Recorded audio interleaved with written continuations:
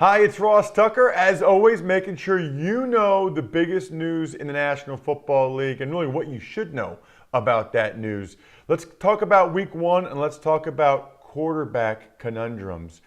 Unbelievable to me that both the Houston Texans and the Indianapolis Colts found themselves in a situation where they were benching their starting quarterback at halftime, or I guess in the second half, in the Colts' case, of the opening game. That should never, ever, ever, I repeat, ever happen. If that does, your process leading to that point was incredibly flawed on multiple levels.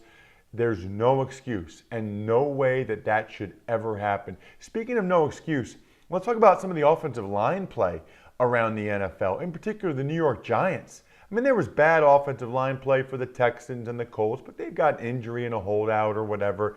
And even the Saints had some injuries. The Seahawks at least tried to do something better with their offensive line, although it looks to me like this is probably the third year in a row that the Seahawks are good enough to go to the Super Bowl at every position except for the offensive line. But the one that jumps out to me is the Giants, because they didn't do anything. They did nothing to improve it, yet that unit totally let them down on Sunday night.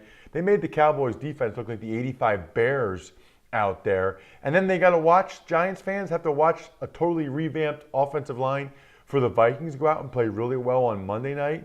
I would be so frustrated if I were a Giants fan right now, and Texans and Colts for that matter.